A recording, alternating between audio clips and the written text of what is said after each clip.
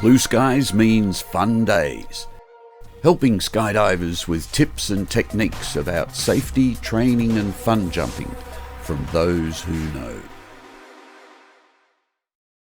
If you don't take the twists out of your bridle regularly, you'll start to notice grey wear and tear lines up and down the bridle.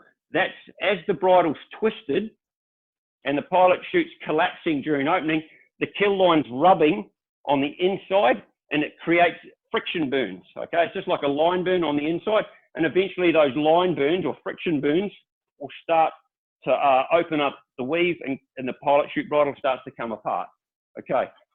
Once we get to the top of the bridle,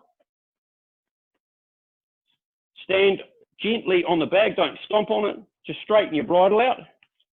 Now, what I normally see people do is grab hold of their handle on their pilot chute as hard as they can and then stretch and drag like they're trying to tow a truck, okay?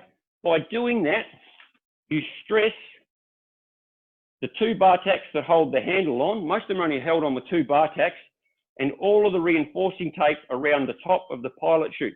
You'll start to see the weave in the material start to open at the corners of the reinforcing. It's because you're dragging on it all the time. People often say to me, oh man, I've only done 150 jumps on this pilot chute, and there's a lot of wear around the cap. If you're pulling on the pilot chute like that and stretching by the handle, then you are damaging your pilot chute, okay?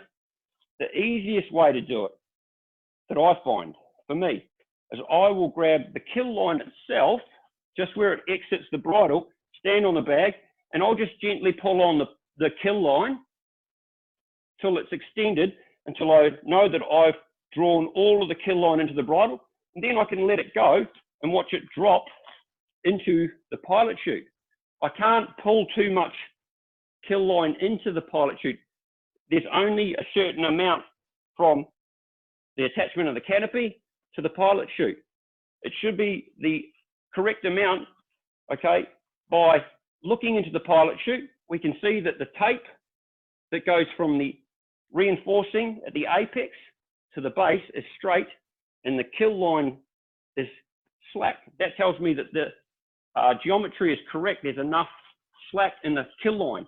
If you've drawn on the kill line and you let it go and the line is tight and the apex tape, I don't know if you, give me a thumbs up if you can actually see the apex tape in here. That's this white tape here. Can you see it? Okay.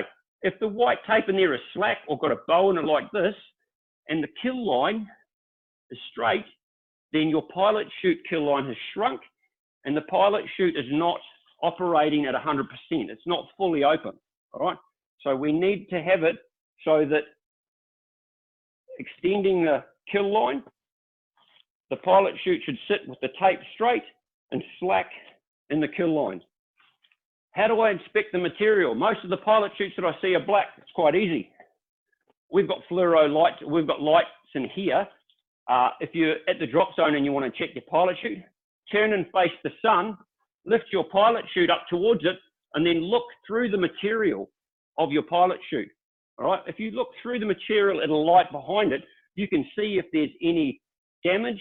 The light will pass through the material a lot easier that way. All right. So using a backlight, basically, to have a look at the material, you can see stress marks. You can start to see where the material gets folded regularly. If it's folded the same way every time, the material kind of gets a crease line in it.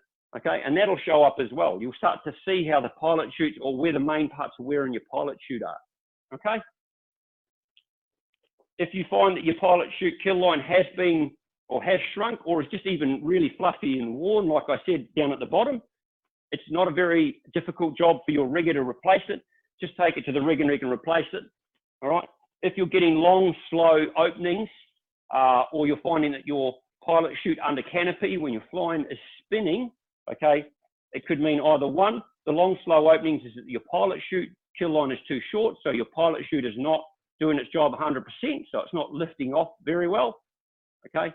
And if your pilot chute is spinning under canopy, it means the kill line's probably too long and the pilot chute isn't collapsing all the way. To know if it's collapsing properly, just stand on the attachment at the canopy and just holding the outer bridle just nice and loosely in my hand, I just slide so that the pilot chute uncocks itself.